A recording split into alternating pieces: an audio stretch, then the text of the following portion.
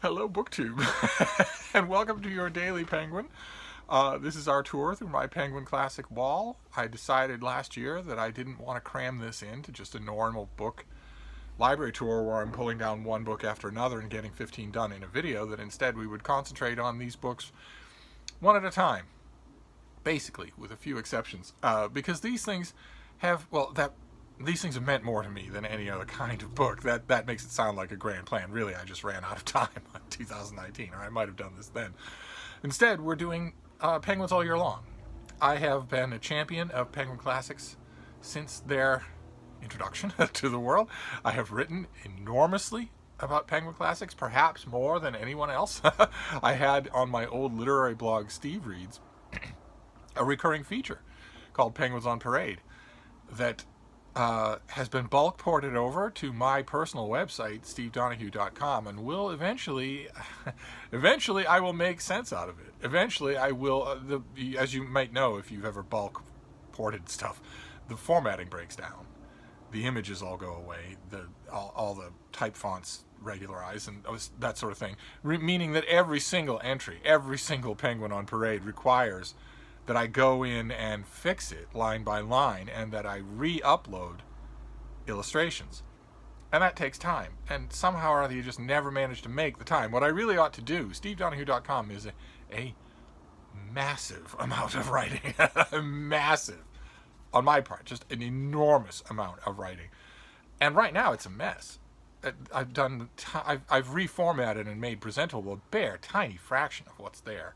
I really need to just make that a part of every day, and I should start with Penguins on Parade, because that'd make a heck of a book, an ebook to make. That would be a heck of an ebook to make.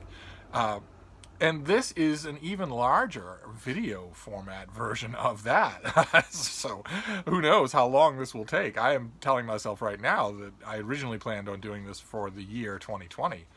But the year 2020 is over halfway done, and we're not over halfway towards the end of this wall. So this is the wall that we're talking about, those of you who are new to the channel. That whole wall is Penguin Classics, and wasn't always. When I started this channel in 2016, that wall was not all Penguin Classics. Over time, it has grown. But anyway, we'll see how any of that goes. I don't know why I digressed to Penguins on Parade on stdonoghue.com. I don't have an intern. I don't have anyone that I wouldn't want an intern to do that work anyway. I would want to do it myself. And it's an enormous amount of tedious work, so that's why it's on my mind. But in the course of this Penguins on Parade, this March of the Penguins here, we have been bouncing all over creation. We did a lot in the ancient world. Then we moved on to the Middle Ages and the Renaissance. We'll probably go back to all three of those over the next 6 months. But recently we've been in a strata of Penguin Classic Russian volumes, and today, ooh my, today we are doing such a volume. This is a monster of a thing. This is The Brothers Karamazov by Dostoevsky. This is, once again, the David Macduff translation. Look at the size of this thing. With a cover illustration, a well-chosen painting from the late 19th century by Leonid Pasternak. That is, the painting is meant to depict four young men who are feverishly studying before exams. And the cover, it all works out just perfectly, because the cover shows three of those young men. But then if you look at the detail of the painting, there is a fourth young man. And he's off to one side, and the main cover cuts him out. And that is a perfect, someone at Penguin knew exactly what they were doing, because that's a perfect depiction of this book, where there are three brothers, the brothers Karamazov and Smerdyakov, a half-brother, a shadowy half-brother, who is in the broader picture, but is cut out of the front cover. I really like that. I don't remember when I got this Penguin Classic trade paperback. This was reissued with new artwork and whatnot in 2003. I don't think I got it then. In 2003, I was not yet back on the publicist list for Penguin Classics, so I wasn't getting Penguin Classics in the mail. I probably just found this at a thrift shop. But this is, we have dealt with Dostoevsky many times in this vein of Russian literature. This is his last work, the towering book that he sensed growing inside him in the late 1870s, and wrote in 1880, finished in 1880, and then sickened quickly and died. This is another example. You could come up with a whole library of such books where the author basically hung around to finish this book. That happened just recently with the gay rights activist Larry Kramer, who was writing a 2-volume fictionalized memoirs of both the country and himself. It takes chutzpah, I tell you. But those were huge works, each one of them as long as this, and he hung around long enough to see them through the presses, long enough to see them out into the world, and then died. And Dostoevsky lived a while. He lived a year after this book, but still, this is, you can easily view this in many ways as a culminating volume, which is interesting when writers do that. Not every writer does. Some writers have their culminating volumes at the peak of their powers and then continue to write, and the books get a little lesser as time goes on. That's not true with Dostoevsky. He grew in power. His works grew in power and vision, and even the kind of fretting, nervous eloquence that was the only kind of eloquence he had, they grew in all of those qualities until the end. And this is the story, like I mentioned, of 3 brothers, son of a brutal, thoughtless father, and who is killed, and so buried underneath the mountains of philosophy and verbiage in this book, there is a kind of a murder mystery, kind of, and there's also a parallel father figure that. And as you can tell, if you know anything about, if you remember what some of the things I've mentioned about Dostoevsky, his own father was killed when he was a boy, not by one of his own children, but by one of his own servants. And Dostoevsky had a long and very complicated relationship with his brother Mikhail, and that if you know all of those things, even in brief outline, then you know that this book is hitting all of the hits. This is Dostoevsky writing at enormous lengths, in self-indulgent length, on all of the big subjects that had obsessed him for most of his career, for most of his life, including misery.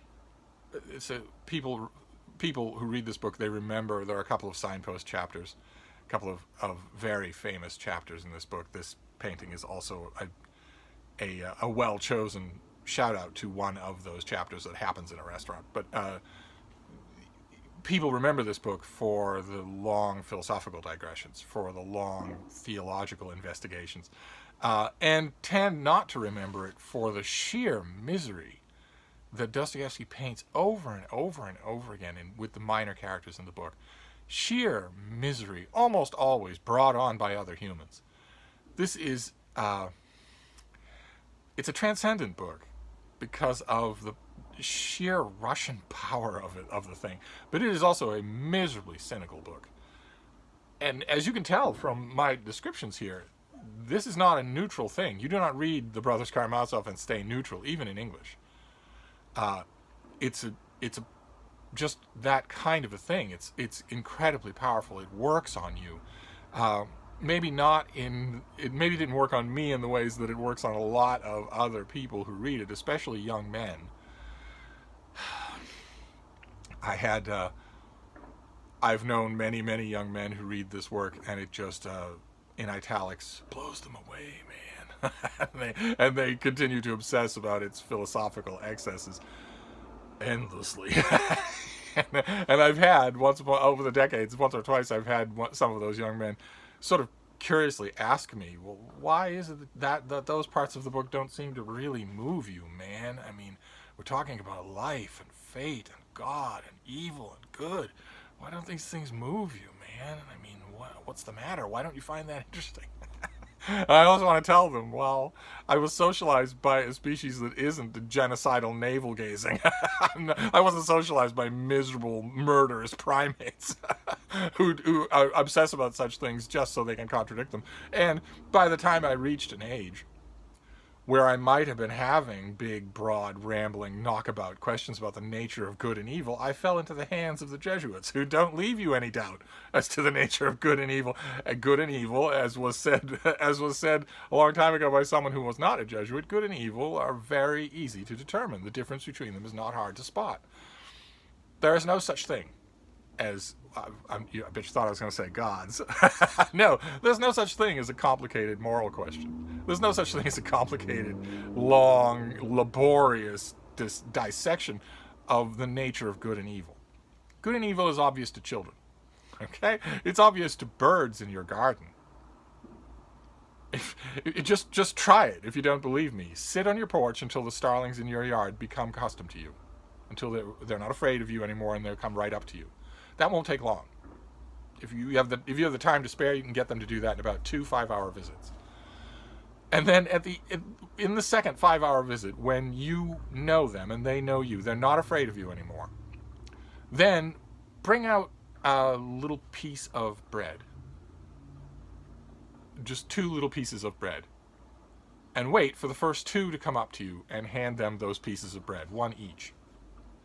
And then get into the habit of doing that so that they expect it, and so that those 2, they'll be the 2 bravest ones, so that they know that it's not a trick and that you're not going to hurt them and that they can come right up and take the bread out of your hand. And then the next week, bring out 2 pieces of bread, wait for those 2 sparrows to come to you, and then give both pieces to only 1 sparrow. Watch the reaction of the other sparrow. Good and evil is obvious to everyone. That the sparrow, watch that sparrow's reaction to what you did. Watch that sparrow conceive that you have done something unfair, something wrong. And then watch that sparrow's reaction. The sparrow will go through a long gambit of emotional reactions. They will be easily visible to you. And the sparrow's brain is the size of a pea. So no, I used to tell those young men, invariably young men, I used to tell them, no, I don't agonize over the questions that are agonized over in this book. No, not really. But boy, oh boy, was it fun to teach. More than any other Dostoevsky, this is fun to teach, because it ends up being just, class discussion ends up being just one deep-seated confession by the boys. One deep-seated confession after another. But what they think about right, what they think about wrong, what they think about God, what they think about their fathers, what they think about their brothers, over and over again. I confess there were times during those confessions when I would steal a winking little nod and a little knowing look at the young women in the class who don't do such crap, and who the looks on their faces. I was never able to have favorites, so I was never able to have these discussions, but the looks on their faces ranged from, how long are you going to let these guys go on like this, to do men really think about these things in this way, to, on more than one face, I might have to marry somebody like this. So that was a lot of fun. But of course, the greatest amount of fun in terms of one of those young stoner dude reactions to the Brothers Karamazov. One of my students said, just immortally stupid line, something that I'll remember forever. One of my students referred to this. He was going on about how long it is and how great it is and how there are a million things going on in it. And he said, it really is the War and Peace of Russian literature.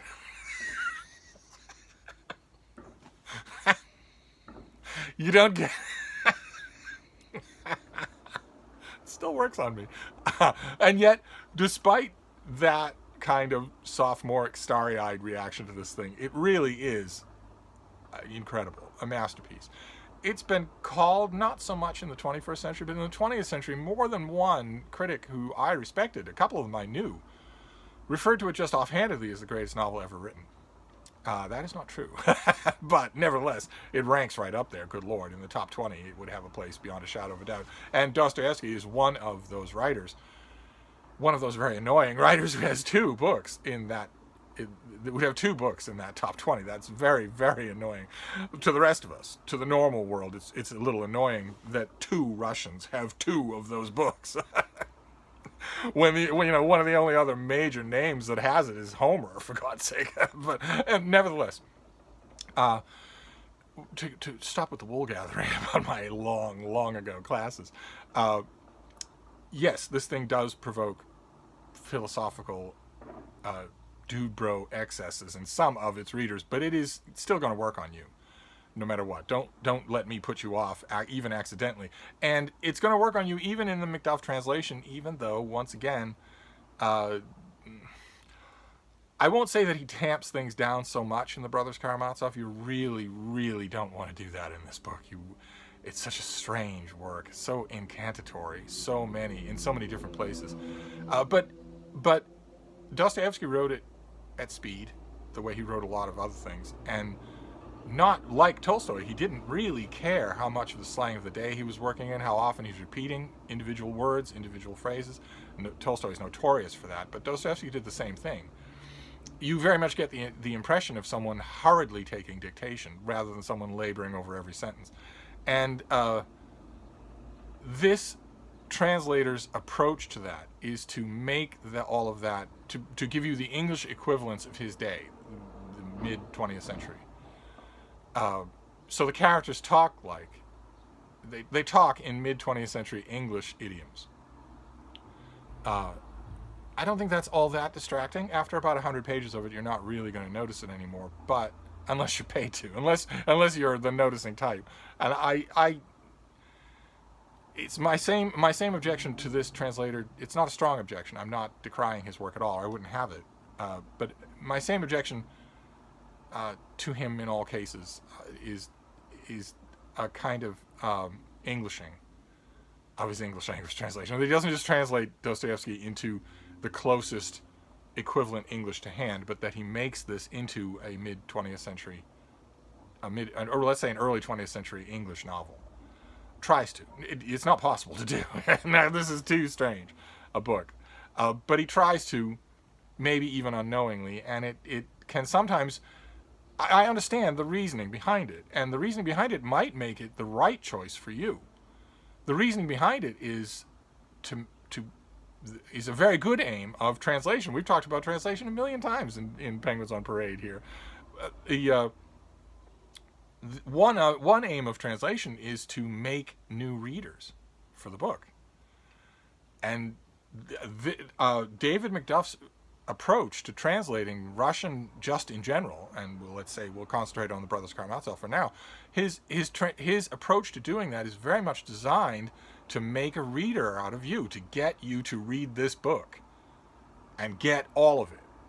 And then you can move on to other translations. And in that, he is really good. So this is a fine place. This Penguin Classic is a fine place to start. It's got a great, meaty, thoughtful introduction. An introduction that, in the best sense of introductions for volumes that are meant for schools, won't make much sense to you until you read the book. I actually prefer that. I always think that prefaces to reprinted literary work should be at the end. Just dive right into the book, is my opinion. But the introduction is really, really good. The notes are really, really good. And you get into the stride of what Macduff is doing. So in terms of your recommend, this is a very strong Penguin recommend. Very strong. This is one of the greatest novels ever written. One of the greatest Russian novels ever written. And probably, I would say, the best thing that Dostoevsky ever wrote. It's no small undertaking, and that's not just a question of its size at all. This is a novel that, on the personal level, with the interaction between the brothers, some of whom don't even know each other very well, and the half-brother, on the social level, where 1,000 shades of cruelty are visited on 100 different characters, and you cannot look away. The one thing Dostoevsky will not do is look away from cruelty. So you are brought through it and wrung like a rag through it. And also philosophical, because the characters never miss a chance. Dostoevsky never misses a chance to go on for 100 pages on some highfalutin subject, some theoretical subject of the type that always manages to interest humans. So it's a recommend on all of those levels, but it is no small undertaking. The one or two of those students of mine who said, "Boy, I wish you could cut out a lot of this and make a pretty good murder story out of it." I definitely sympathize with them. I definitely do.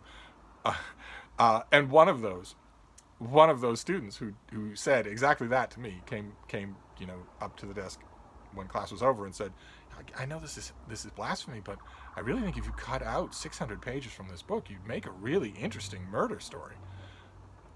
One of the people who came and told me that went on to a career writing murder stories. So, and they were pretty thoughtful stuff. So this definitely does the trick. So your penguin today is a recommend. Believe it or not, yes, I am going out on a limb and recommending the Brothers Karamazov. Oh boy, though, you'll know you've been in a book. Dostoevsky will not let you go. So be prepared for that. And, you know, when you're done, when you come out the other end, there'll always be Regency romances to read to balance your tanks again. So that is your penguin for today. I'm guessing that tomorrow's penguin will be a Russian classic of some kind or another. We'll just see what it is. They don't get much bigger than this one, but who knows? So I will wrap this up. I made a point of not looking. So I'll wrap this up for now. We'll reconvene tomorrow and see what that brings. Thank you, BookTube.